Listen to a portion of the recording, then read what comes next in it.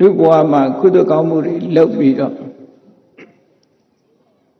ကောင်းရသုဂတိဘုံတွေရောက်ပြီးချမ်းသာဒုက္ခရနေတဲ့ပုဂ္ဂိုလ်တွေမိမိတို့လူဖြစ်စဉ်ကာလကမြည်သည့်ကုသိုလ်ကောင်းမှုတွေလုပ်ခဲ့ကြတယ်အဲ့ဒီကုသိုလ်ရဲ့အကျိုးတရားတွေကိုခံစားရတယ်ဆိုတာပြန်လီပြောပြနိုင်စွမ်းရှိတဲ့နတ်ပြည်ရောက်နေတဲ့ပုဂ္ဂိုလ်များရဲ့ပြန်ကြားချက်တွေပေါ့လူတွေကလည်းကုသိုလ်ကောင်းမှုကြောင့်လူဘဝရောက်လာတာဖြစ်တော့လည်းပဲမိမိတို့အတိတ်ဘဝကမြည်သည့်ကုသိုလ်တွေလုပ်ခဲ့လို့လူဖြစ်ရတယ်ဆိုတာကိုတော့ပြန်ပြီးပြောပြနိုင်စွမ်းမရှိကြဘူးရှိတဲ့ပုဂ္ဂိုလ်ဟာအလွန်နည်းတယ်ပေါ့ဘာဖြစ်လို့လဲဆိုတော့လူဘဝနဲ့နတ်ဘဝမတူညီတဲ့အခြေအနေတစ်ခုကပါလူဘဝဆိုတာဂဗ္ဗတေယကမိခင်ရဲ့ဝမ်းထဲမှာ9 လ 10 လ 9 လဆိုတာလို့တဖြည်းဖြည်းချင်းကြီးထွားလာရပြီးပင်မဆင်းရဲစွာမိခင်ရဲ့ဝမ်းကနေပြီးတော့ထွက်ရတာဖြစ်တယ်ဆဲဒုက္ခတွေလွန်များတယ်ဒါကြောင့်မို့မေ့သွားတာဘဝကိုမေ့သွားတာတွေအမတန်မှများနတ်ပြည်ရောက်တဲ့ပုဂ္ဂိုလ်တွေကြတော့ဒီဘဝကမျက်စိမိတ်သွားတာနဲ့ဟိုဘဝမှာအိယာကနိုးလာတယ်လို့ပဲချက်ချင်းသိတာချက်ချင်းဘဝကနဲ့မွေးဖွားလာတဲ့ဥပပပฏิတန်တေလို့ဆိုတော့သူတို့မှာမွေးဖွားရခြင်းဆင်းရဲဆိုတာမခံစားရမခံစားရသည့်အတွက်ကြောင့်အတိတ်ဘဝပြန်လည်ပြီးတော့မှတ်မိနိုင်ကြတယ်အိယာကနိုးလာတဲ့ပုဂ္ဂိုလ်ဟာအိပ်ပျော်နေတော့ကမက်နေတဲ့အိမ်မက်တွေကိုပြန်ပြောပြနိုင်တယ်လို့ပဲအတိတ်ဘဝကအကြောင်းအရာတွေကိုပြန်လည်ပြောပြနိုင်ကြတယ်လူတွေမှာတော့ဆင်းရဲဒုက္ခတွေကအလွန်ကြီးမားသည့်အတွက်ကြောင့်သေစဉ်ကလည်းဆင်းရဲဒုက္ခတွေကြီးတယ်မွေးဖွားဖို့အတွက်လည်းပဲဆင်းရဲဒုက္ခတွေကြီးမားတယ်ဒါကြောင့်မို့ပြန်လည်ပြောပြဖို့အတွက်မစွမ်းနိုင်ကြဘူးအတော်ရောမေ့လျော့သွားကြတဲ့ပုဂ္ဂိုလ်တွေကများတယ်အတိတ်ဘဝကိုမှတ်မိတယ်ဆိုတဲ့ပုဂ္ဂိုလ်မျိုးတွေမရှိဘူးလားလို့ဆိုတော့ရှိတော့ရှိအမတန်မှနည်းတယ်မှတ်မိတဲ့ပုဂ္ဂိုလ်ဒီပဲလဲဘာလုပ်ခဲ့လို့ဆိုတဲ့ကုသိုလ်ကောင်းမှုထီအောင်မှတ်မိဖို့အမတန်မှခဲရင်တယ်ဆင်းရဲဒုက္ခတွေကြုံတဲ့အခါမှာမေ့လျော့သွားတတ်တယ်ပေါ့သို့တော်လည်းလူပြည်ရောက်လာတဲ့ပုဂ္ဂိုလ်တိုင်းဟာတစ်ချိန်တစ်ခါတုန်းကကုသိုလ်ကောင်းမှုတွေလှုပ်လာလို့ထိုကုသိုလ်ကောင်းရဲ့အကျိုးကျေးဇူးအရဖြစ်ပေါ်လာတယ်ဆိုတာမတ္တမထင်ရှားတယ်ပေါ့ဒီနေရာမှာအဆိုအမိတ်တစ်ခုလက်တွေ့ကျင့်သုံးရတဲ့လက်တွေ့ခံစားရတဲ့ပုဂ္ဂိုလ်တွေပြောပြထားတဲ့သင်ခန်းစာတစ်ခုမှတ်သားဖို့လိုတယ်ပေါ့ဒုက္ခံအဂတပုံညာဏံဣဒနတ္ထိပရထ္ထာစာဆိုလိုတဲ့အဓိပ္ပာယ်ကအဂတပုံညာဆိုတာကုသိုလ်ကောင်းမှုမလုပ်တဲ့ပုဂ္ဂိုလ်လူပြည်ရောက်လာတဲ့အခါမှာကုသိုလ်မလုပ်တဲ့ပုဂ္ဂိုလ်တွေအများကြီးရှိတယ်။ဘာကုသိုလ်မှမလုပ်ဘူး။နေ့စဉ်နဲ့အမျှစာဝတ်နေရေးအတွက်လုံးမပြီးတော့နေတယ်။ဒါနဆိုတာလည်းမရှိဘူး။သီလဆိုတာလည်းမဆောက်တည်ဘူး။ကမ္မထဘာဝနာပွားများမှုဆိုတာဝေလာဝေးမိမိဘဝတိုးတက်ရတိုးတက်ကြောင်းဖြစ်တဲ့ပုံညလို့ဆိုတဲ့ကုသိုလ်ကောင်းမှုကိုလုံးဝမလုပ်တဲ့ပုဂ္ဂိုလ်မျိုးတွေရှိတယ်။နေ့စဉ်နဲ့အမျှအကုသိုလ်တွေကြီးပဲလုပ်စာဝတ်နေရေးအတွက်အများတ attva တွေကိုတတ်ဖြတ်မိမိအသက်မွေးဝမ်းကြောင်းအတွက်attva တွေကိုတတ်ဖြတ်ပြီးတော့အသက်မွေးရတဲ့ပုဂ္ဂိုလ်တွေသူများပစ္စည်းကိုခိုးဝှက်ပြီးတော့အသက်မွေးရတဲ့ပုဂ္ဂိုလ်တွေသူတစ်ပါးကိုလိမ်ညာပြီးတော့အသက်မွေးရတဲ့ပုဂ္ဂိုလ်တွေမူရစေဝါတွေစားသုံးပြီးတော့ ဘဝမှာအခြေအနေဆုံးနေတဲ့ပုဂ္ဂိုလ်တွေအဲ့ဒီပုဂ္ဂိုလ်တွေဟာကုသိုလ်ကောင်းမှုဆိုတာလုံးဝမလုပ်မိကြတဲ့ပုဂ္ဂိုလ်တွေကမ္ဘာမှာအများကြီးပဲရှိတယ်ပေါ့အဲ့ဒါကိုဆိုလိုတာအဂတပုံညပုံညဆိုတာကိုကုသိုလ်လို့ပြောရပေမဲ့လို့ဒီကုသိုလ်ရဲ့အဓိပ္ပာယ်ကိုရှင်းပြတာပုံညဆိုတာပုဏ္ဏတိသောတေတိတိပုံညလို့ဆိုတဲ့အတိုင်းဘဝမှာဖြူစင်ကောင်းမြတ်စေတတ်တဲ့အကြောင်းတရားလို့ဆိုဒီကုသိုလ်ကောင်းမှုရှိရင်ဘဝမှာအခြေအနေကောင်းလာမွေးတော့လည်းပဲချမ်းသာဒုက္ခရတဲ့ချမ်းသာတဲ့မိသားစုတွေမှာမွေးတယ်ယောဂဝေဒနာတွေကင်းတယ်အသိဉာဏ်တွေရှိတယ်ပညာသင်ကြားဖို့လည်းအခြေအနေတွေကောင်းတယ်ကုသိုလ်ကောင်းမှုတွေလည်းလုပ်ခွင့်ရတယ်ဆိုတော့အဲ့ဒီလိုကောင်းမြတ်တဲ့အခြေအနေတွေကိုဖြစ်ပေါ်စေတတ်တာကိုပုံညလို့ခေါ်တယ်အဲ့ဒီပုံညလို့ဆိုတဲ့ကုသိုလ်ကောင်းမှုတွေကိုလုပ်ခဲ့တဲ့ပုဂ္ဂိုလ်တွေမှာတဲ့ကောရသူတွေရောက်နိုင်တ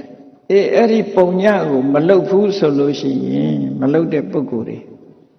ကုသိုလ်ကောင်းမှုနဲ့ဝေးနေတဲ့ပုဂ္ဂိုလ်တွေအကတပုံညာဏကုသိုလ်ကောင်းမှုလုံးဝမလုပ်တဲ့ပုဂ္ဂိုလ်တွေအဖို့ဣဒဒီဘဝမှာလည်းပဲဒုက္ခနတ္ထိချမ်းသာဒုက္ခရဖို့ဆိုတာအကြောင်းမရှိဘူးကုသိုလ်ကောင်းမှုမလုပ်တဲ့ပုဂ္ဂိုလ်ဟာဘဝမှာအစဉ်ပြေဖို့မလွယ်ဘူးလို့ဒီလိုပြောတာအစဉ်ပြေဖို့မရှိဘူးပင်ပန်းဘဝမှာရုန်းကန်ပြီးတော့အသက်ရှင်စားဖို့ရလဲခက်ခဲတယ်နေဖို့ရလဲခက်ခဲတယ်တဝမ်းတစ်ခါကြောင်းဖို့ရအတွက်တောင်မှအမြဲတမ်းခဲရင်တယ်လို့ဒီလိုဆိုတာပေါ့နော်ကံမကောင်းအကြောင်းမလှဘူးဆိုလို့ရှိရင်ဆင်းရဲနေကြတာလူလောကမှာတစ်စိတစ်စောင်းကြည့်လိုက်ရတာနဲ့သိတယ်ပေါ့မိမိနဲ့မိမိပတ်ဝန်းကျင်မှာကြည့်လိုက်လို့ဘဝမှာအစင်မပြေကြတဲ့ပုဂ္ဂိုလ်တွေအများကြီးရှိတာဒါကိုလက်လန်းမိတဲ့နေရာနာရင်ကြည့်ရင်ကိုပဲဘဝမှာအစင်မပြေဒီနေ့လုံးမှဒီနေ့စားရတယ်လောက်ရတဲ့ကိစ္စမှာလည်းအစင်ပြေမှုမရှိဘူးပင်ပန်းနဲ့လောက်ကင်စားတော့နေကြရတဲ့ပုဂ္ဂိုလ်မျိုးတွေဒီအခြေအနေမျိုးကိုဘာကြောင့်ဖြစ်တုံးဆိုတာကိုဒီမှာအကြောင်းပြတာအကတပုံညကောင်းတဲ့ကုသိုလ်ကောင်းမှုတွေကိုမလုပ်ခဲ့ဘူးဆိုတဲ့ပုဂ္ဂိုလ်တွေဟာဒီလိုအစင်မပြေဖြစ်တတ်တယ်အကတပုံညနာကုသိုလ်ကောင်းမှုကိုမလုပ်ခဲ့တဲ့ပုဂ္ဂိုလ်တွေဖို့ဒုက္ခချမ်းသာဆိုတာဣဒအခုလက်ရှိဘဝမှာလည်းပဲနတ္ထိမရှိနိုင်ဘူးတဲ့ပရတ္ထစာဒီဘဝသေသွားတဲ့နောက်ဘဝမှာလည်းပဲနတ္ထိမရှိဘူးလို့ဒီလိုပြောထားတာနော်ဒါဟာအရေးကြီးတဲ့အချက်တစ်ခုပဲလောကလူတွေဘာလိုချင်ကြတာတုံးလို့မေးလို့ရှိရင်ချမ်းသာဒုက္ခကိုလိုချင်ကြတာလူတိုင်းဟာချမ်းသာခြင်းနဲ့ချမ်းသာတယ်ဆိုတာဘဝမှာအစဉ်ပြေတာချမ်းသာတယ်ဆိုတဲ့အထဲမှာဘာတွေပါတုံးလို့မေးလို့ရှိရင်စီးပွားဥစ္စာတွေနဲ့ပြည့်စုံတယ်နေစရာကောင်းကောင်းရှိတယ်စားစရာမပူရဘူးဝတ်စရာကောင်းကောင်းရှိတယ်အချိန်လေးအလားလို့ပျော်ရွှင်ခွင့်တွေရှိတယ်ဘဝမှာအစဉ်ပြေလာကိုလိုချင်တာတွေရတယ်အဲ့ဒီကိုလိုချင်တာတွေရနေတဲ့စိတ်ပျော်ရွှင်မှုနဲ့ကိုယ်သက်သာမှုဆိုတဲ့ဒုက္ခအဲ့ဒီဒုက္ခကိုလူတိုင်းဟာမျက်နှိုးကြတယ်လိုချင်ကြတယ်ဘဝမှာအစဉ်ပြေခြင်းနဲ့ချမ်းသာဒုက္ခရခြင်းအဲ့ဒီလိုချမ်းသာဒုက္ခရခြင်းမြတ်စွာဘုရားကပုံညတ္တဥစ္စယောဒုက္ခောမိမိတဏ္ဍာမှာကုသိုလ်ကောင်းမှုတွေစုစည်းနိုင်မှချမ်းသာဒုက္ခဆိုတာရနိုင်တယ်လောကလူတွေကတော့ပတ်စံများများစုရင်ကုသိုလ်ရပတ်စံများများစုရင်ချမ်းသာရတယ်လို့ထင်ကြတယ်သို့တော့မြတ်စွာဘုရားကတော့ပတ်စံရှိလို့ချမ်းသာတယ်ဆိုတာတခဏကုသိုလ်ရှိမှပို့ပြီးတော့ချမ်းသာကုသိုလ်ကပေးတဲ့ချမ်းသာမှာခိုင်မြဲတဲ့ချမ်းသာ လူချင်းတူပါလေရဲ့နဲ့စဉ်းစားကြည့်လေပစ္စည်းဥစ္စာကြွယ်ဝချမ်းသာတဲ့တထေးအိမ်မှာလူဖြစ်တဲ့လူနဲ့တနေ့လုံးမှတနေ့စားရတဲ့မိသားစုအိမ်လူဖြစ်ရတဲ့လူဒီနှစ်ခုပဲနှိုင်းရှင်ကြည့်ပေါ့နှိုင်းရှင်ကြည့်လိုက်တာနဲ့သူတို့နှစ်ဦးဟာလူသားချင်းတူပါရဲ့တန်းနဲ့ဘာဖြစ်လို့ကြွားချနေလဲဒါအလေးနဲ့စဉ်းစားကြည့်အကြောင်းကင်းမဲ့လို့ကင်းမဲ့ပြီးဖြစ်တာမဟုတ်ဘူးဘာကြောင့်ကြွားချနေတယ်လဲလို့စဉ်းစားကြည့်လို့ရှိရင်အခုတရားကအဖြေထုတ်ပြကုသိုလ်ကောင်းမှုတွေမလုပ်ခဲ့ဘူးဆိုလို့ရှိရင်ချမ်းသာဒုက္ခတွေကင်းမဲ့နိုင်တယ်ဒီလိုဆိုတာပေါ့အဲ့တော့ချမ်းသာဒုက္ခမရယုံနေမကဘူးတချို့ဆင်းရဲတွင်နဲ့နေကြဘာဖြစ်လို့ဆင်းရဲတွင်နဲ့တယ်လဲဆိုမြတ်စွာဘုရားကတရားရည်ရဲ့အကျိုးလိုလားတော်မူတဲ့မြတ်စွာဘုရားတရားရည်ရဲ့ကောင်းကျိုးချမ်းသာရဖို့အတွက်လမ်းညွှန်မှုကိုပြုတယ်လမ်းညွှန်မှုကိုပြုတယ်ဆိုတာနှစ်မျိုးပဲရှိတယ်မကောင်းတာမလုပ်ဖို့နဲ့ကောင်းတာလုပ်ဖို့ဒီတစ်ခုပဲရှိတယ်ပေါ့နော်မလုပ်တဲ့နာကိုမလုပ်ဖို့လုပ်တဲ့နာကိုလုပ်ဖို့ဆိုလိုတာကအကုသိုလ်ကိုမလုပ်ဖို့ကုသိုလ်ကိုလုပ်ဖို့ဒီနှစ်ခုပဲဒုက္ခပပစ္စဥစ္စယောမကောင်းတဲ့အမှုတွေကိုယ်တဏ္ဍမှာများလာပြီဆိုရင်ဆင်းရဲဖို့ပဲဆင်းရဲတွင်နဲ့လိမ့်မယ်မကောင်းတာတွေအလုံးများလာလို့ရှိရင်ဆင်းရဲတွင်နဲ့ကောင်းတာတွေများလာလို့ရှိရင်ချမ်းသာလိမ့်မယ်လို့ဒါဟာအကြောင်းတရားကိုမြတ်စွာဘုရားကဟောကြားခြင်းဖြစ်တယ်ဒီဒေသနာတော်ကိုကြည့်လိုက်လို့ရှိရင်ဘာလို့ခိုင်းတာတော့ဆိုမြတ်စွာဘုရားမကောင်းမှုကိုရှောင်ခိုင်းတယ်ကောင်းမှုကိုလုပ်ခိုင်းတယ်ဒါပဲအဖြစ်အဲ့ဒီဒေသနာကိုဆိုလိုတာပေါ့နော်ကောင်းတာနဲ့မကောင်းတာဟာနှစ်ခုရှိတယ်ဒါကြောင့်မို့ဒီအဆိုဟာလက်တွေ့ချမ်းသာဒုက္ခရနေတဲ့ပုဂ္ဂိုလ်တွေကဘယ်လိုပြောတော့ဒုက္ခံအဂတပုံညာနံဣဋ္ဌနတ္ထိပရထသကုသိုလ်ကောင်းမှုမလုပ်ဘူးဆိုတဲ့ပုဂ္ဂိုလ်တွေဖို့ဒီဘဝလည်းအစဉ်ပြေမှာမဟုတ်ဘူးတဲ့နောက်ဘဝလည်းအစဉ်ပြေမှာမဟုတ်ဘူးချမ်းသာဒုက္ခဆိုတာမရနိုင်ဘူးတဲ့ဒုက္ခင်းစကတပုံညာနံဣဋ္ဌအစေဝပရထသကုသိုလ်ကောင်းမှုလုပ်တဲ့ပုဂ္ဂိုလ်တွေကြတော့အစဉ်ပြေမှုချမ်းသာမှုဆိုတာဒီဘဝလည်းရမှာပဲနောက်ဘဝလည်းရမှာပဲသူပြောတာနော်အဲ့တော့ဘုန်းကြီးတို့တွေချမ်းသာဒုက္ခရချင်တယ်ဆိုရင်ဘာလုပ်ရမှာကုသိုလ်လုပ်ရမှာပဲဒါပဲရှိကုသိုလ်ကောင်းမှုဆိုတာလူရာတဏ္ဍာမှာကုသိုလ်ကောင်းမှုမဟုတ်ဘူးလူရာတဏ္ဍာမှာကုသိုလ်ကောင်းမှုလူရာတဏ္ဍာကိုဒါနကုသိုလ်လို့ခေါ်တယ်တချို့ကဆင်ញေပေးလိုက်အောင်မယ်သူများတွေလို့မချမ်းသာလို့မလှူနိုင်ဘူးလို့သူတို့ပြောတယ်လှူတယ်ဆိုတဲ့နေရာမှာအများကြီးလှူเสียလှူမှဒါနမြောက်တယ်လို့ဒီလိုဆိုလိုတာမဟုတ်ဘူးဘယ်ပေါ်မှာမူတည်တုံးဆိုရင်လူရဲ့စိတ်ဓာတ်ပေါ်မှာမူတည်တယ်မိမိစားတဲ့ထဲကတလုံးတစ်ဆုပ်လှူရင်လည်းလှူတာပဲဒါနနဲ့ပတ်သက်ပြီးတော့မြတ်စွာဘုရားဝိသကောတသုတ်မှာဟောတာရှိတယ်မိမိစားတော့ပြီးလို့အိုးခွက်ပကံနေဆေးကြောတဲ့အခါအဲ့ဒီအိုးခွက်ပကံနေမှာရှိနေတဲ့အကျွင်းအကြံလေးတွေကိုစွန့်ပစ်တဲ့အခါမှာတောင်မှပဲဒီပိုးမတော်ဝါလေးတွေဟာဒီစားကျွင်းစားကြံလေးတွေကိုစားကြပါစေဆိုတဲ့စိတ်ထဲမှာရည်စူးချက်ကလေးနဲ့စွန့်မယ်ဆိုရင်တဲ့အဲ့ဒါဒါနကုသိုလ်ဖြစ်တယ်လို့မြတ်စွာဘုရားအဲ့ဒီဒါနကုသိုလ်ရဲ့အကျိုးဟာလည်းကိုယ့်ပုံမှာသက်ရောက်မှုရှိတယ်လို့ဒီလိုဟောတာမြတ်စွာဘုရားဒီလိုဟောတာအဲ့တော့မရှိလို့မလူဘူးဆိုတဲ့ဆင်ကြီးကမလိုလားအပ်တဲ့အရာပဲပေါ့ဒါနကောင်းမှုဆိုတာကိုယ်စားတဲ့ထဲကနေတလုံးတစ်ခုခွဲပြီးတော့လှူလည်းပဲဒါနကောင်းမှုဖြစ်တာကိုတောက်တဲ့ရေကိုတောက်မဲ့ရေတဲကနေပြီးတော့တဝက်လျှော့တောက်ပြီးတော့ဖះကိုရေကပ်မဲ့ဆိုရင်လေကုသိုလ်ကောင်းမှုဖြစ်တာပဲပန်းတပွင့်လှူရင်လည်းကုသိုလ်ကောင်းမှုဖြစ်တာပဲဒါနကောင်းမှုဆိုတာတကယ်စိတ်စေတနာရှိပြီတကယ်လုပ်ချင်တဲ့စိတ်ဆွမ်းအားတွေရှိပြီဆိုရင်ကုသိုလ်ဖြစ်တာတွေကြီးပဲဒါနကောင်းမှုလုပ်လို့ရတာကြီးပဲ ဒီလိုဆိုတာပေါ့မိသားစုထမင်းဝိုင်းစားတဲ့အခါမှာတောင်မှပဲအေးကိုမိသားစုတွေကငါကရှိတာလေးနဲ့စားမယ်သူတို့စားကြပါစေလို့ဦးစားပေးလိုက်ရင်ဒါကုသိုလ်ဖြစ်တာဒါနကုသိုလ်ဖြစ်တယ်ဒီလိုဆိုလိုတာပေါ့နော်အဲ့လိုမဟုတ်ဘဲနဲ့ဟိုဇနီးမောင်နှံနှစ်ယောက်လို့တော့မလုပ်နဲ့သမင်းတပကံထဲမှာစားကြတယ်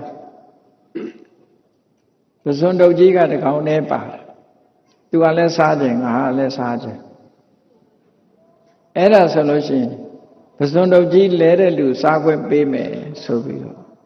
သမင်းပုံရဲ့အလဲခေါင်းမှာတစ်ဖက်ကယောက်ျားလုပ်တဲ့လူကစားတယ်တစ်ဖက်ကအမျိုးသမီးကစားရက်ပြီးစားတော့ယောက်ျားလုပ်တဲ့လူကဘာလုပ်တုံးဆိုပဇွန်တုတ်ကြီးသူ့ပဲလဲအောင်အောက်ကနေရက်ပြီးတော့သမင်းကိုများများယူတဲ့အခါကျတော့ပဇွန်လုံးကယောက်ျားပဲလဲသွားတဲ့ဟောယောက်ျားပဲလဲသွားတော့သူပဲစားဖြစ်တယ်ပေါ့အဲ့ဒီကြတော့အမျိုးသမီးကဘာပြောတော့ဆိုပဇွန်တုတ်ကြီးမောင်းပဲလဲကြတဲ့ကကွဲခဲ့ပြီတဲ့နော်ဒီလိုဟာမျိုးကလည်းရှိတတ်သေးတယ်ပေါ့အဲ့ဒီမှာကိုစားရဖို့မလုပ်အောင်တစ်ဖက်သားကိုညှတာပြီးတော့ကျွေးမယ်ဆိုလို့ရှိရင်ဒါနကုသိုလ်ဖြစ်တာပဲအချင်းချင်းမှာညာပြီးတော့ကိုစားမဲ့ဟာကိုလှူတဲ့သဘောနဲ့စိတ်စေတနာနဲ့အေးငါလျှော့စားမယ်ဟင်းတုံနှစ်တုံးသုံးတုံးရှိရင်ငါတစ်တုံးပဲစားမယ်ငါတစ်ဝက်ပဲစားမယ်ကျန်တာသူစားပါစေဟောဒါနကုသိုလ်ဖြစ်တဲ့အကြောင်းကိုပြောပြတာဒီဒါနကုသိုလ်ကလည်းကောင်းကျိုးချမ်းသာကိုပေးနိုင်စွမ်းရှိတယ်တဲ့ခုနကကိုစားလို့အကြံအကျွင်းစွန့်တာတောင်မှဒါနဖြစ်ပြီဆိုတဲ့အခါမှာအချင်းချင်းစားဖို့စားပဲ့ချင်းညာပြီးတော့ကျွေးမယ်ဆိုရင်ဘယ်ဒါနမဖြစ်ပဲနေမလဲဖြစ်တယ်ဒီလိုဆိုလိုတာသို့တော့လောကကကိုယ့်ဘက်ကိုရက်ထားအောင်ပဲလူလေလို့တွက်ပြီးတော့ကိုရဖို့ကြိုးစားတာကိုပဲလူလေလို့တွက်ပြီးတော့ကိုရဖို့မကြိုးစားရင်လူအလုံးတွက်နေကြတာမှားယွင်းမှုတွေပဲပေါ့အေးဒါနကောင်းမှုဆိုတာဘယ်လိုပဲလုပ်လို့ကုသိုလ်ကောင်းမှုရတယ်နောက်ဆုံးမှဘာမှမရှိတောင်လူကျင်တဲ့စိတ်ကလေးပေးခြင်းကမ်းကျင်တဲ့စိတ်ကလေးမွေးရင်ပဲဒါနကုအတွက်အခြေခံကုသိုလ်လေးတွေဖြစ်နေပြီလက်တွေ့လှူတာမဟုတ်သေးတောင်မှပဲအခြေခံကုသိုလ်လေးတွေအခြေခံကုသိုလ်ဆိုတာမစ္စရိယတရားကိုဖယ်ရှားထားတဲ့သဘောငါတယောက်တည်းသုံးမယ်ဆိုတဲ့စိတ်ဓာတ်ကိုဖယ်ရှားထားတာအဲ့ဒါတည်းပဲမစ္စရိယကိုဖယ်တဲ့ကုသိုလ်ကောင်းမှုဆိုတာဖြစ်နေတယ်ပေါ့အကုန်ကြမရှိပဲနဲ့ကောင်းကျိုးချမ်းသာပေးနိုင်တဲ့တခြားကုသိုလ်တွေရှိသေးတယ်ပါလဲဆိုလို့ရှိရင်ဗုဒ္ဓံတရဏံကိစ္ဆာမိမိမိဘဝကိုဘုရားကိုအနှင်းတယ်ဓမ္မံတရဏံကိစ္ဆာမိသံဃံတရဏံကိစ္ဆာမိမိမိဘဝကိုဓမ္မသံဃာကိုအနှင်းပြီးတော့ကိုယ်ွယ်စိတ်ကပ်ပါတယ်လို့ကိုယ့်ရဲ့ဘဝကိုအနှံ့ပြီးတော့တရဏဂုံအလေးအမြတ်ထားပြီးတော့ဆောက်တည်လို့ရှိရင်လေကုသိုလ်ကောင်းမှုအလွန်ကြီးမားတဲ့ကုသိုလ်ကောင်းမှုဖြစ်တယ်မြတ်စွာဘုရားဟောထားတာကိုသိချကြည့်ဘုရားဘယ်လိုဟောတော့ယေကေစီဗုဒ္ဓံတရဏံကတာတိနာတိခမိတ်တန္တိအပါယភူမေနဲ့ဘုရားတရားတန်ခါယရဏသုံးပါးကိုအလေးအနက်စိတ်ပါလက်ပါဆိုဝိจิตတန်ကြီးဆိုတာကိုပြောတာမဟုတ်ဘူးနော်ဆိုရိုးရှိလို့ကောက်ဆိုတာမဟုတ်ဘူးတကယ်အလေးနဲ့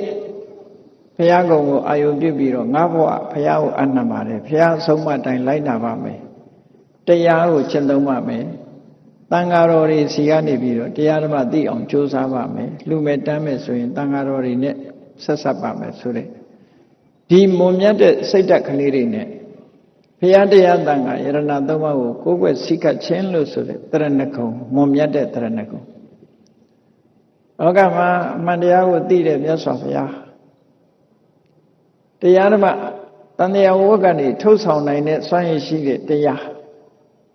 နည်းနည်းလေးလူတောင်အများကြီးအကျိုးပြုနိုင်တဲ့တန်ခါဆိုပြီးတော့သမ္မာသမ္ဗုဒ္ဓဝတ္တသောဘဂဝါမြတ်စွာဘုရားဆိုတာကိုယ်ပိုင်ဉာဏ်နဲ့သိတာအသိဉာဏ်ကြီးမားဆုံးပုဂ္ဂိုလ်ဖြစ်တယ်ဒါကြောင့်ကိုယ်ဝယ်ပါတယ်တရားဆိုတာ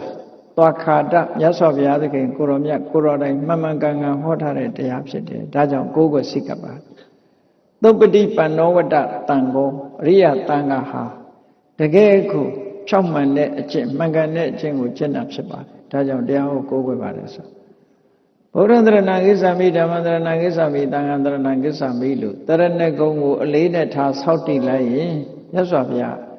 နတ္တိဂမိတန္တိအပါယဘုမေနဲ့အဲ့ဒီပုဂ္ဂိုလ်ကြီးအပေမကြဘူးလို့ဒီလိုဟောထားတာတကယ်ကဲ့တဲ့နိုင်လည်းအပေမကြဘူးသီရိလင်္ကာနိုင်ငံဒီကနေ့သီရိလင်္ကာနိုင်ငံလို့ခေါ်တဲ့တီဟိုကျွန်းမှာ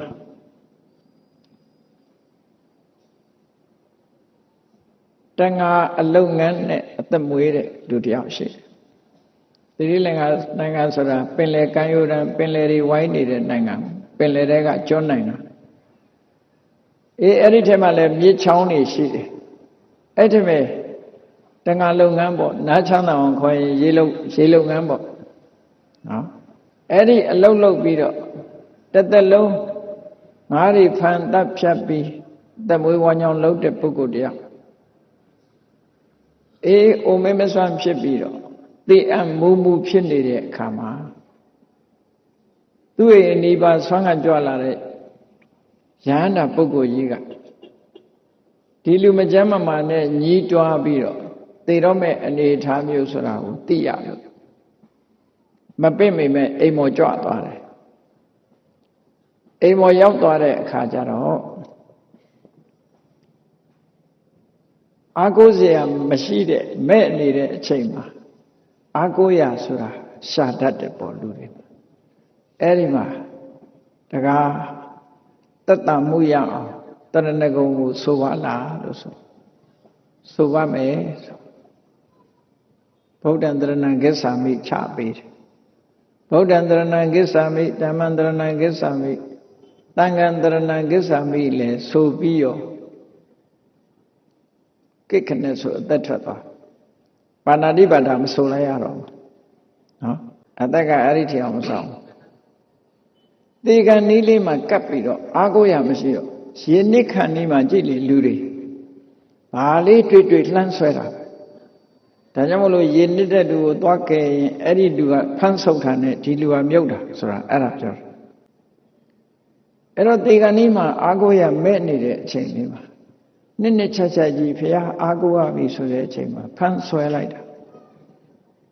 သို့သောသံဃာတရဏဂိစ္ဆာမိလို့ဆိုလိုက်တာနဲ့မေးပြုတ်ကြသွားပြီရှေ့မဆိုနိုင်တော့သိသွားတယ်အဲ့ဒီအချိန်လေးမှာကပ်ပြီးတော့ဆိုလိုက်ရတဲ့ကုသိုလ်ကောင်းမှုကတစ်သက်လုံးငါးတွေတတ်လာတဲ့အကုသိုလ်ကအကျိုးပေးဖို့အတွက်နောက်ကျသွားဒီကုသိုလ်အဝင်ပြီးအကျိုးပေးတာဘုံမစိုးနတ်တော့ဖြစ်တယ်ဘုံမစိုးနတ်ဆိုတာဘယ်နတ်တွေခေါ်တာတော့လို့ဆိုအခုလူတွေပြောနေကြတဲ့အိမ်ဆောင်နတ်တို့ကျောင်းဆောင်နတ်တို့ရုပ်ကစိုးတို့ဒါမျိုးတွေပေါ့နော်မြေကြီးပေါ်မှာလူတွေနဲ့အနိကစတုမာတဲ့နတ်ထဲမှာပါသူတို့မှလည်းဆင်းရဲတဲ့နတ်တွေရှိတယ်ချမ်းသာတဲ့နတ်တွေရှိတယ်ဆင်းရဲတာတွေရှိတယ်ပေါ့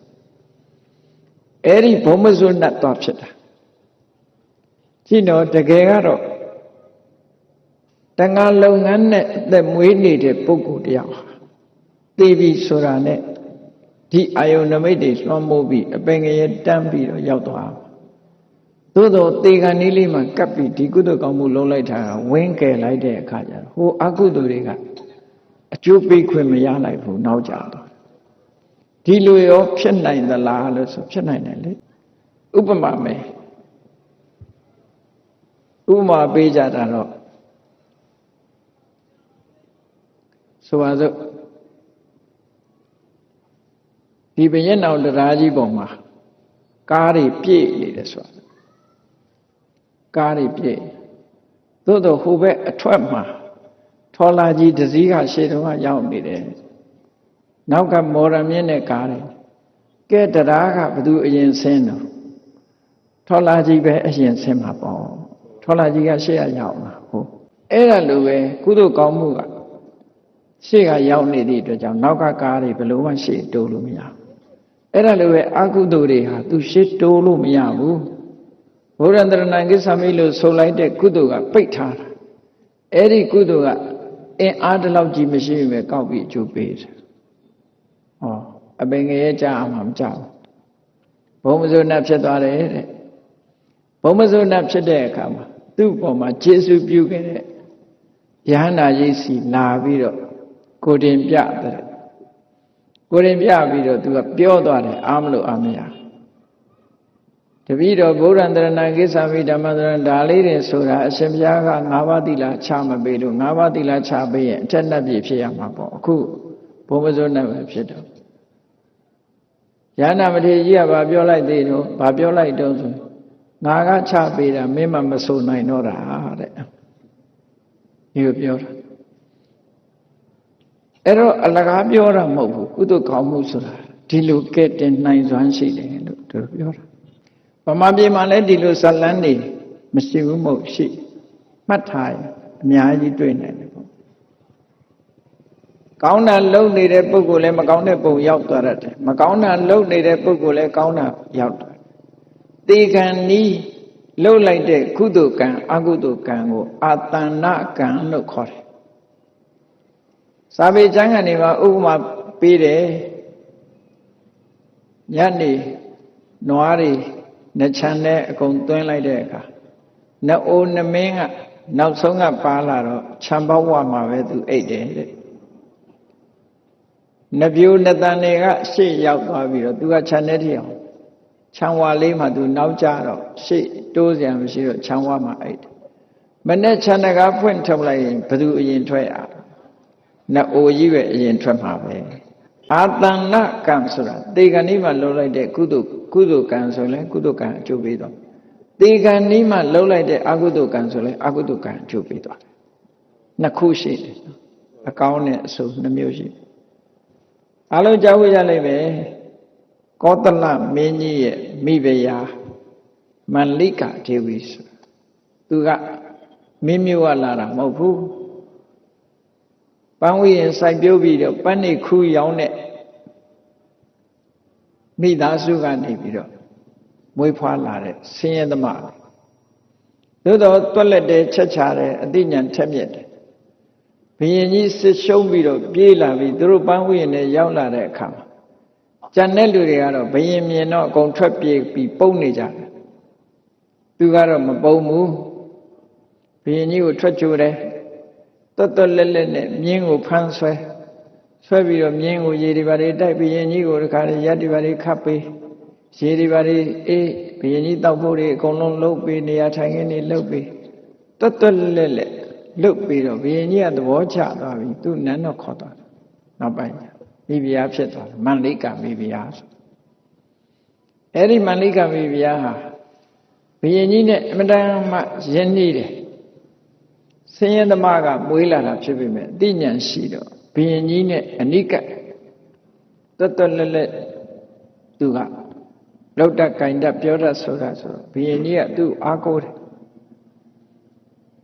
နောက်ဆုံးတေကနီးကြတော့ဘုရင်ကြီးကိုသူမသိစေချင်တဲ့ကိစ္စတစ်ခုအတွက်ညာလိုက်တယ်ညာလိုက်ပြီးတော့စိတ်မကောင်းဖြစ်သေတော့လေအဲ့ဒီစိတ်မကောင်းတဲ့ဝမ်းနေမှုငါမဟုတ်တာလုံးမိပြီငါမဟုတ်တာလုံးမိပြီဆိုတဲ့ဒေါမနတဝမ်းနဲ့ကြေကွဲတဲ့စိတ်နဲ့သေသွားတော့ဝိသိငရဲကြသွားတယ်9 ရက်တည်းကုသကောင်းမှုတွေအများကြီးလုပ်တာသူလုပ်ပြီမဲ့လို့တေခံနီးလေးမှာခုနမကောင်းတဲ့အကုသိုလ်တွေကလွှမ်းမိုးသွားတဲ့စိတ်နဲ့သေသွားတော့ငရဲရောက်သွားတာဒါကြောင့်မို့ကုသိုလ်နဲ့အကုသိုလ်ဆိုတာဗမာစကားပြောသလိုကင်းဥကင်းကြက်ဥကြက်ဆိုတာလိုပဲနော်ကင်းကဥရင်လည်းကင်းကအရင်ကတ်လိုက်မှာပဲကြက်ကဥရင်လည်းကြက်ကအရင်ဆိတ်လိုက်မှာပဲအဲ့ဒါလိုဖြစ်တတ်တယ်ကုသိုလ်ဆိုတာကဲ့တင်နိုင်တယ်ဆိုတာကိုမှတ်သားချဖို့ပေါ့နော်အေးဒါကြောင့်မလို့လူတွေဟာတေခဏီးမှာသိအရေးကြီးတယ်အခုခေတ်ဆိုလို့ရှိရင်တော့လူမမာအိမ်ဆိုလို့ရှိရင်လာကြတယ်ဟိုကလာမေးဒီကလာမေးလူမမာမေးဆိုပြီးတော့သွားကြတယ်ဗမာတွေပါသွားတာလာတာတော့မေတ္တာနဲ့ကရုဏာနဲ့လာတာကောင်းပါတယ်သို့တော်လည်းလူမမာအနာထားပြီးတော့ဗဇက်ကတောင်ပြောတာတော့အဆိုးဆုံးပဲဘာတွေပြောတော့ဆိုကြားဥတာတွေပြောမှဆို ဒီတောင်ကတော့ကြော်တော့မှမဟုတ်ပါဘူးဟိုကကြားတယ်အဲ့ဒါလေးသူကသူကြောမကြောကိုပြောเสียမှမဟုတ်တာမရတော့ပါဘူးဒီတောင်ကတော့ကြော်မှမဟုတ်ပါဘူးနဲ့မဲဒီတောင်ကတော့ကြော်မှမဟုတ်ဘူးကိုလည်းကြော်မှကြအဲ့ဒီလိုပြောကြပြီးတော့အေးသူပစ္စည်းတွေစောစောကြိုတောင်းထားကြညီတို့တော့ကြဘယ်ထားလို့ထားမှမသိဖြစ်ပိုက်ဆံလေးရှိပြန်တော့လေဒါတွေဘ누구ပေးခဲ့တာတော့ဗန်စာအုပ်ကဘယ်နှထားတာတော့ဟိုကမသိသေးဘူးဒါတွေရှောက်မေးပြီးတော့ဩသိတဲ့လူကမဖြောင်းတော့မဖြောင်းတဲ့အခါကျတော့ပြိတ္တာရင်လည်းဖြစ်တဆေရင်လည်းဖြစ်တရေရင်လည်းဖြစ်နေအိမ်ပေါ်မစင်းတနေ့တော့မှပဲရန်ကုန်ဘက်ကအမျိုးသမီးတယောက်ကစာလေးနဲ့လျှောက်တယ်သူတို့မတရားဟုတ်တဲ့ဆုံးသွားတဲ့အခါမှာသူဆုံးသွားတဲ့နေ့ကနေစပြီးတော့နေ့တိုင်းနဲ့တအိမ်လုံးကအမွှေးနန္တာတွေခဏခဏတွေ့ဘယ်သွားမွှေးနန္တာတွေမွှေးကြိုင်နေတဲ့အနတ်တွေရနေတယ်ပေါ့ဘုရားသွားရင်လေမွှေးကြိုင်သူတို့ကအဲ့ဒါမွှေးကြိုင်နေတဲ့အနတ်တွေပြီးတော့မကျွတ်ဘူးပေါ့လေမကျွတ်လို့ဘာကုသိုလ်လုပ်ပြီးအမျှဝေရမှာတော့မေးတော့ဘုန်းကြီးကအေးမွေးတဲ့အနန္တပြတယ်ဆိုတာသူဘုံမစိုးနတ်ဖြစ်တာလို့နတ်ဖြစ်နေတဲ့ကိုယ့်ရဲ့ตาတဲ့ပုဂ္ဂိုလ်သွားပြီးကျွတ်အောင်လုပ်ရင်ကိုယ်ပဲကျွတ်အောင်လုပ်အောင်လို့နော်လူတွေကသေသွားတဲ့လူကအနိဗ္ဗာန်ရောက်နေမကျွတ်ဘူးကြီးပဲထင်တယ်ကိုယ်လည်းကျွတ်ထားကြအဲ့တော့နတ်ဖြစ်နေတာသူကံနဲ့သူပဲလို့ဒါကိုယ်ကဘာမှကြောက်အောင်လုပ်เสียမလုပ်ဘူးကုသိုလ်ကောင်းမှုလုပ်အမျှပေးသူ့မှာဘုံတကူပဲတက်မယ်ကျွတ်အောင်ဆိုတာလူတွေကသေသွားရင်ကျွတ်ဖို့ပဲစဉ်းစားတာလေသေသွားရင်ဘယ်လိုနဲ့နေကျွတ်အောင်အဲ့တော့သူရောက်တဲ့ပုံကကောင်းတဲ့ပုံလားဆိုးတဲ့ပုံလားဒါပဲကြည့်အောင်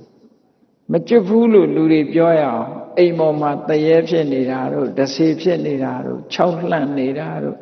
မကောင်းတဲ့အပုပ်နှံတွေပေးနေတာဆိုရင်တော့ဒါမကောင်းဆိုးဝါးဖြစ်နေအဲ့ဒါဆိုရင်ကုသိုလ်ကောင်းမှုတွေလုပ်အမြတ်တမ်းတွေပေးဝေသူ့မှာစားစရာမရှိတောက်စရာမရှိအဝတ်မပါဗလာကိုဒီဖြစ်နေတယ်ဆိုရင်အဝတ်လှူပြီးတော့အမြတ်တမ်းပေးဝေစားစရာမရှိဘူးဆိုစားစရာလှူအမြတ်ပေးဝေနေစရာမရှိဘူးဆိုနေစရာလှူအမြတ်ပေးဝေ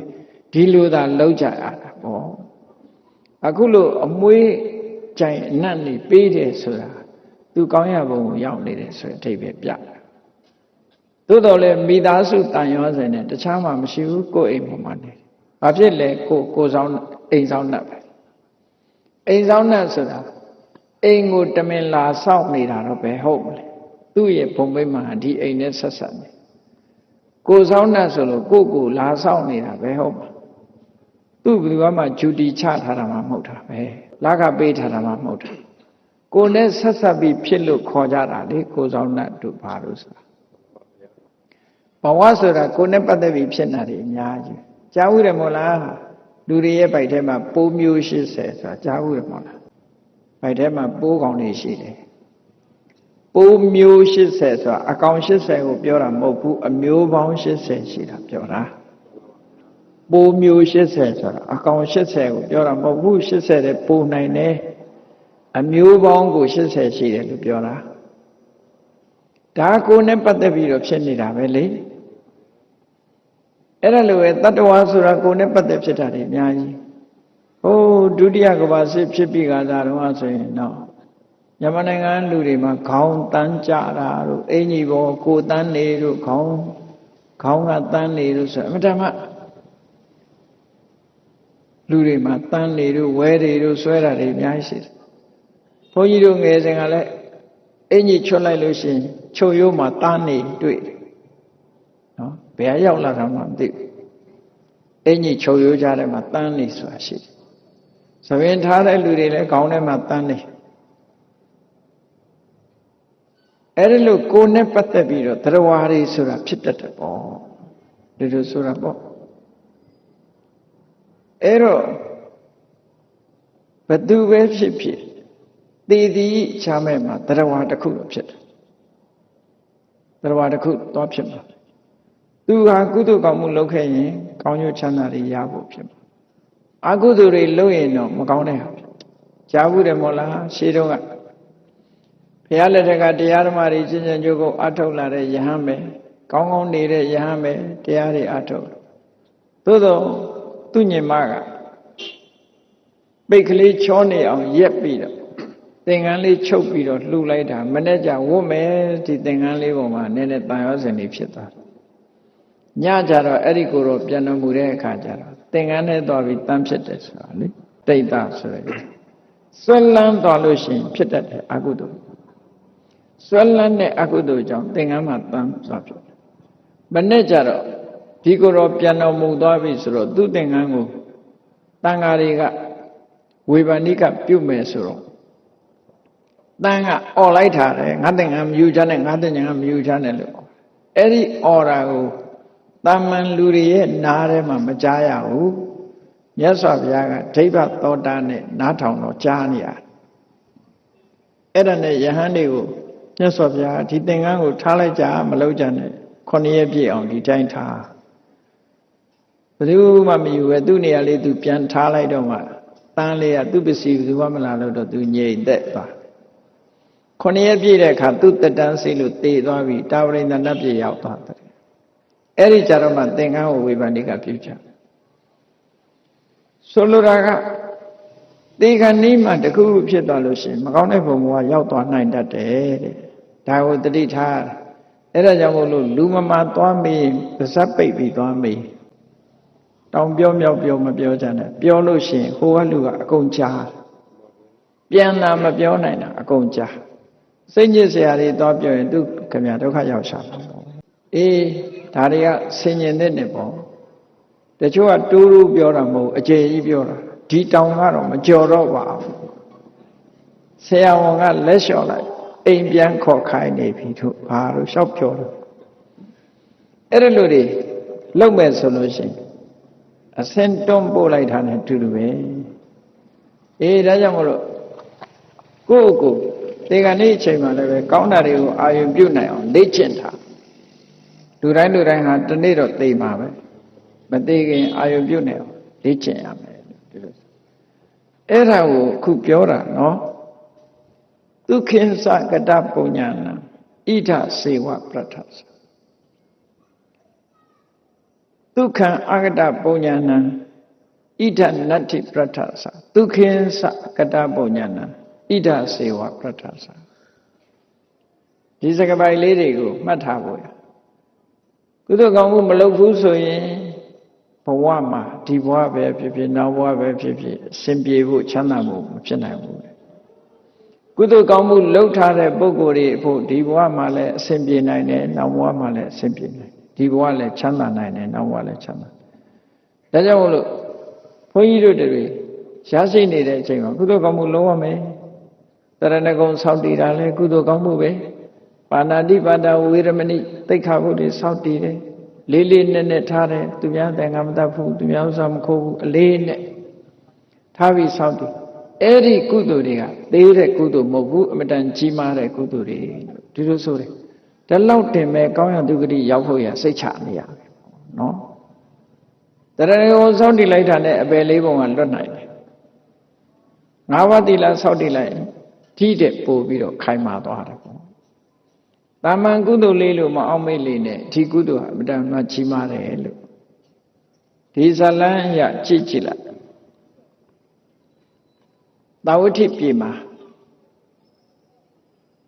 မြတ်စွာဘုရားကိုကိုးဝယ်စိတ်ကပ်တဲ့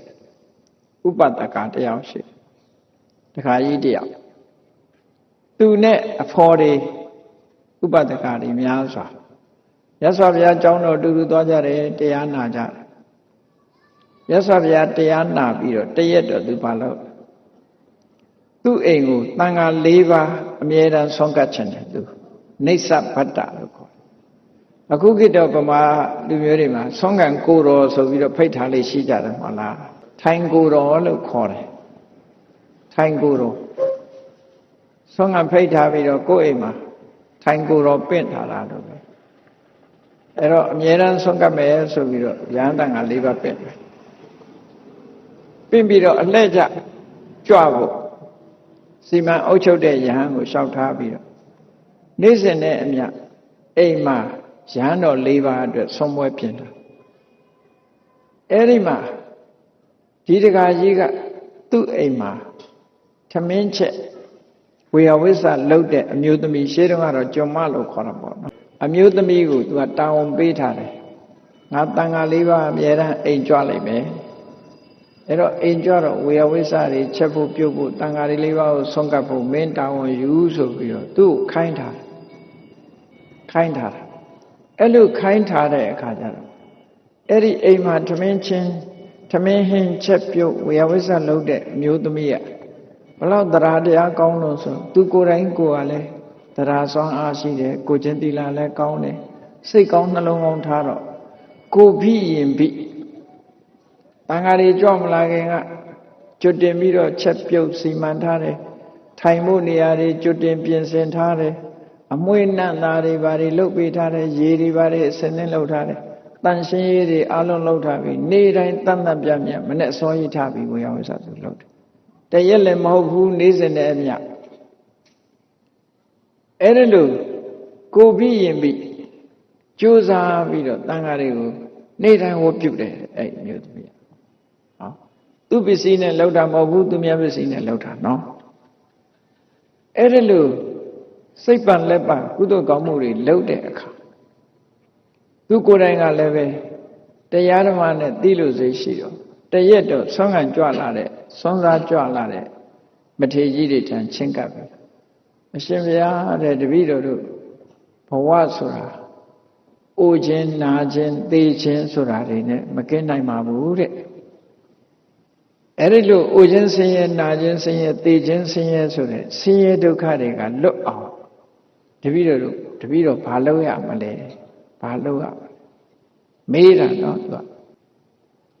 လောကလူတွေတချို့ဆိုစင့်တော်မစင်စားဘူးနော်အိုတာသူကသူအိုတယ်လို့ထင်မှာနာတာသူကသူသေတာလည်းသူကသူသေတယ်လို့ထင်တယ်မစင်စားဘူးသူကတော့စဉ်းစားတယ်တပည့်တော်တို့ဒီဘဝမှာလည်းအိုရအောင်မယ်အိုပြီးရင်သေရအောင်မယ်နောက်ဘဝကျတော့ပြန်မွေးရအောင်မယ်မွေးပြီးရင်အိုအောင်မှာပဲသေအောင်မှာကိုယ်ရှိကသွားနေတဲ့ပုဂ္ဂိုလ်ကြီးကြည့်လိုက်ဒီတိုင်းပဲအဲ့ဒီလိုတန်တရားကြီးကလွတ်ဖို့အဆုံးသတ်ဖို့ဆိုရင်တပည့်တော်ဘာလုပ်ရမလို့ဆိုတော့ရဟန်းတော်တွေကသူ့ကိုတရားဟောတယ်တရဏဂုံကိုစောင့်တည်ဘုရားဆုံးမကိုလိုက်နာဖို့တရဏဂုံစောင့်တည်ဘုရားကိုကိုယ်ပဲစိတ်ကပြီးတဲ့အခါ၅ပါးသီလလုံညုံအောင်ထိန်း၅ပါးသီလလုံညုံအောင်ထိန်းကိုယ်စိတ်လေးကို၅ပါးသီလနဲ့ဆွဲဆွဲမြဲမြဲထားဥပုသ်တရင်စောင့်တည်တယ်ဥပုသ်နေ့တွေမှာဆိုရင်၈ပါးသီလစောင့်တည်ဘုရားတရားဟောတဲ့အခါတန်ဃာတွေတရားဟောတဲ့အခါမှာတရားဓမ္မနာနောက်ဆုံးမှာကိုယ်ခန္ဓာကိုယ်တဏ္ဍမှာရှိတဲ့ယုတ်နဲ့နာယုတ်ရဲ့နာရဲ့ဒီနှမျိုးပဲရှိတယ်ဒီယုတ်နာကိုပဲအများပုရုဇဉ်တ attva တွေကငါလို့ထင်ကြတယ်ငါဟာလို့ထင်ကြတယ်တကယ်တော့ငါဆိုတာမရှိဘူးငါဟာဆိုတာလည်းမရှိဘူးယုတ်နာတသက်တာရှိတယ်ဒီတရားတွေဟာလည်းမြဲတာမဟုတ်ဘူးခုဖြစ်ပြီးခုပြတ်သွားတာဒါကြောင့်အနိစ္စလို့ပြောတာမမြဲမှုတွေကအမြဲတမ်းနှောက်ယှက်နေလို့ဒုက္ခလို့ပြောတာဒါကိုဘာမှမတတ်နိုင်လို့အနတ္တလို့ပြောတာလို့ဝိပဿနာတရားကိုဘယ်လိုအားထုတ်ရတယ်ဆိုပြီးတော့ရှင်းပြတဲ့အခါမှာတလေးတစားနားထောင်ပြီးတော့ငါးပါးသီလလုံအောင်ဆောင်ထိန်တယ်ဥပုသ်နေ့သတင်းနေ့တွေမှာဥပုသ်ဆောင်တယ်အားလတ်တဲ့အချိန်တိုင်းမှာကမ္မထမ်းထိုင်တယ်မိမိရဲ့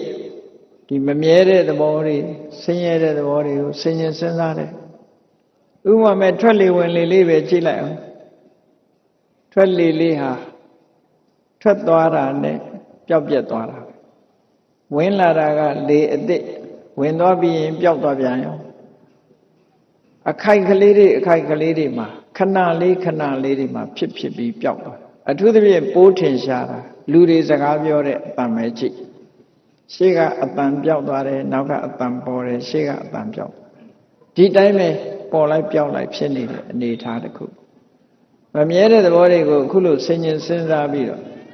တရားဓမ္မကျင့်ကြံအကျိုးကိုအထောက်လိုက်တာသူကဘာဖြစ်သွားလို့ဆို16နှစ်တိတိရဟန်းတော်တွေရဲ့အဆုံးအမတိုင်းသူတရားထိုင်တယ်ဝိပဿနာရှုတယ်ကိုယ်ခန္ဓာကိုယ်မှာရှိတဲ့ယုတ်တရားတွေနံတရားတွေရဲ့သဘာဝတရားကိုမြင်အောင်ရှုတယ်မြင်အောင်ရှုလိုက်တဲ့အခါသူဘာဖြစ်လာလဲဆို16နှစ်ကြာတဲ့အခါကျတော့သစ္စာလေးပါးကိုသိပြီးတော့သောတပန်ဖြစ်သွားကြနော်အဲ့ဒါသူများအိမ်မှာအလုံးလုံးစားရတဲ့အမျိုးသမီးပဲသူ့မှာပိုင်ဆိုင်တဲ့ပစ္စည်းဘာမှမရှိဘူးကိုပြီးရင်ပြီးကုသိုလ်ကောင်းမှုတွေလုပ်တာအေးတရားဓမ္မတွေနာယူပြီးအလေးနဲ့ထားပြီးကျင့်ကြံကြိုးကိုအားထုတ်တော့သောတပန်ဖြစ်သွားသောတပန်ဖြစ်လို့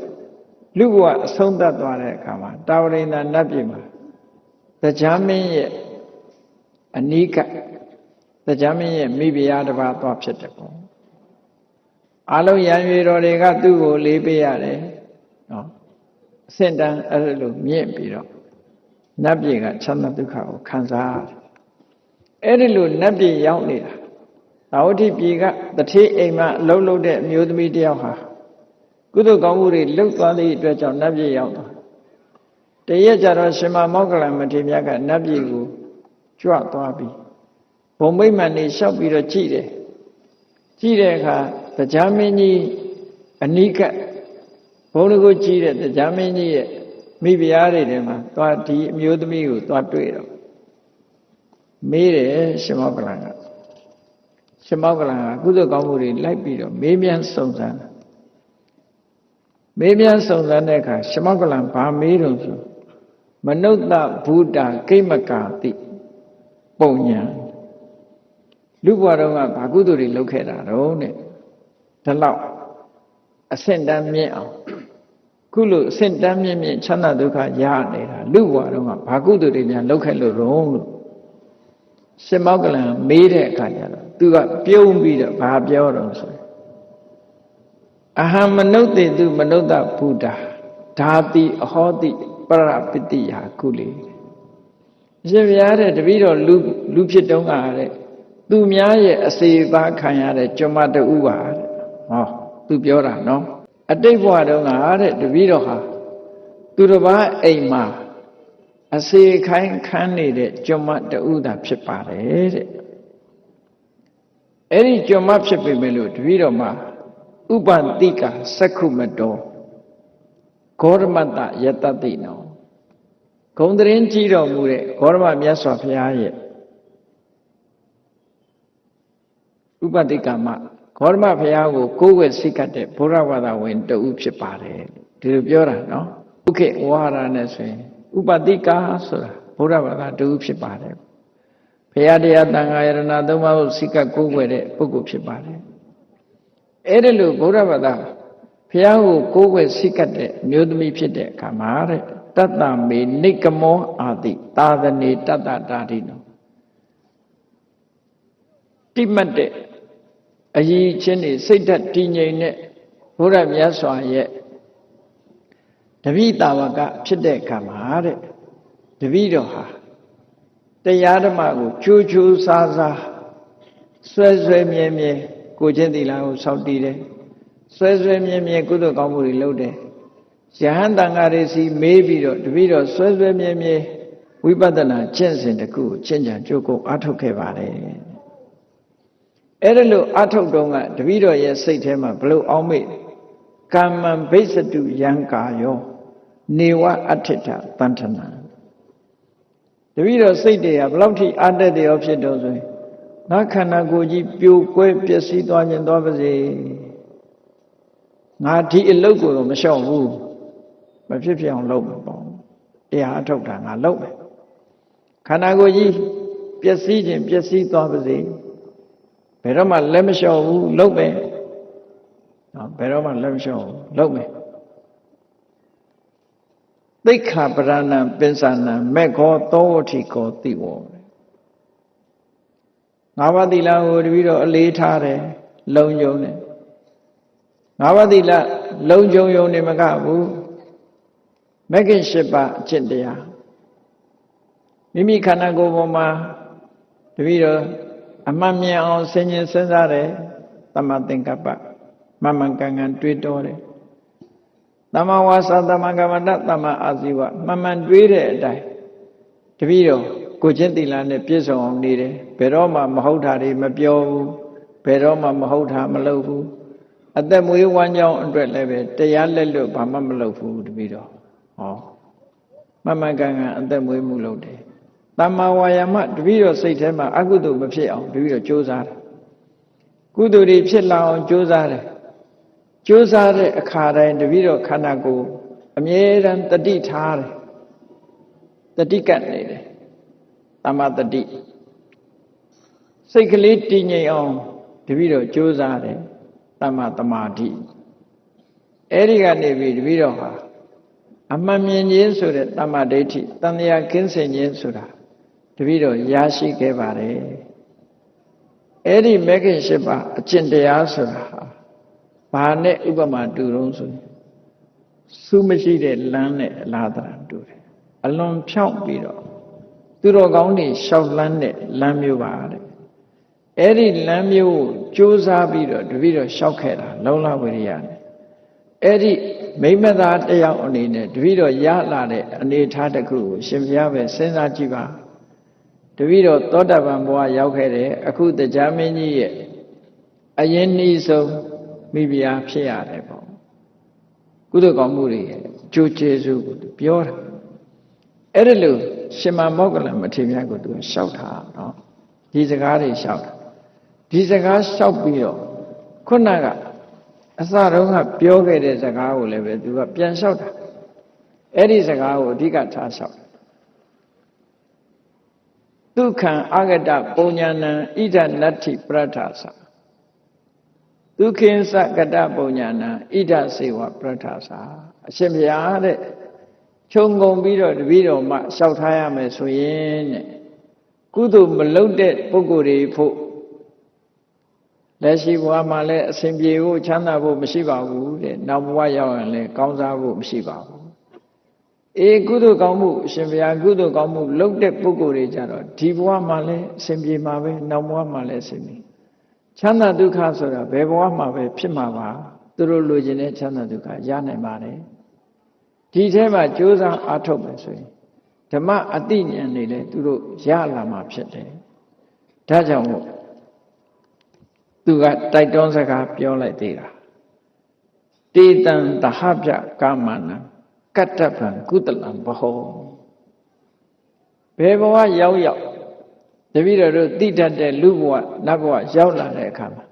ကုသိုလ်ကောင်းမှုပဲများများလုပ်သင့်ပါတယ်ကုသိုလ်ကောင်းမှုတွေအများကြီးလုပ်ရမှာကတ္တပုညာဟိမောဒန္တိသက်ခေဘောခသမင်ခိနောကုသိုလ်ကောင်းမှုလုပ်တဲ့ပုဂ္ဂိုလ်တွေဟာနတ်ပြည်မှာဝမ်းမြောက်ဝမ်းသာချမ်းသာဒုက္ခရမယ်စီစဉ်ဥစ္စာတွေအများကြီးနဲ့ပြည့်ပြည့်စုံစုံဖြစ်ပြီးတော့ဝမ်းမြောက်ဝမ်းသာချမ်းသာဒုက္ခကိုခံစားကြရမှာဖြစ်ပါတယ်လို့ရှင်မမောဂလန်မထေရမြတ်ရဲ့ဘာလုပ်ခဲ့လို့လူတော်ကဘာတွေလုပ်ခဲ့လို့ဒီလိုဗမိတ်မှန်တဲ့စီစဉ်ချမ်းသာတွေရတာလဲဆိုတဲ့မေးခွန်းကိုပြန်ကြားလျှောက်ထားခဲ့တာဖြစ်ပါတယ်အဲဒီဗိမာန်ရှင်တို့ရဲ့ပြန်ကြားလျှောက်ထားချက်ကိုအခုတိုင်းမှတ်သားနာယူချပြီးတော့ဘုန်းကြီးတို့တွေအားလုံးတရားချစ်ခင်သူတော်စင်ပြိဿအပေါင်းတို့မိမိတို့ရရှိလာတဲ့ဘဝမှာကုသိုလ်ကောင်းမှုဆိုတာလုပ်ဖြစ်အောင်တတိထားပြီးတော့ကြိုးစားအားထုတ်ကြဖို့ဒါနကောင်းမှုလုပ်ရမယ်သီလကောင်းမှုလုပ်ရမယ်ဘာဝနာကောင်းမှုလုပ်ရမယ်အဲ့ဒီကုသိုလ်ကောင်းမှုတွေမိမိတို့တဏ္ဍာမှာစင်စစ်မပြတ်ဖြစ်အောင်တို့တွေကြိုးစားအားထုတ်ကြရမှာဖြစ်တယ်ကြိုးစားအားထုတ်မှသာလေတို့လိုချင်တဲ့ချမ်းသာဒုက္ခဆိုတာဒီဘဝမှာလည်းရမှာပဲနောက်ဘဝမှာလည်းရမှာဒီလိုကုသိုလ်မှမရှိလို့ရှိရင်တို့ဘဝတန်ဖိုးမဲ့တဲ့အနေထားဖြစ်ပြီးတော့ချမ်းသာဒုက္ခရမှာမဟုတ်ဘူးဆိုတဲ့မှန်ကန်တဲ့လမ်းကြောင်းအတိုင်းမှန်ကန်တဲ့ယုံကြည်ချက်နဲ့ကုသိုလ်တရားဖြစ်ပွားအောင်ကြိုးစားအားထုတ်နိုင်ကြပါစေကုန်သတည်း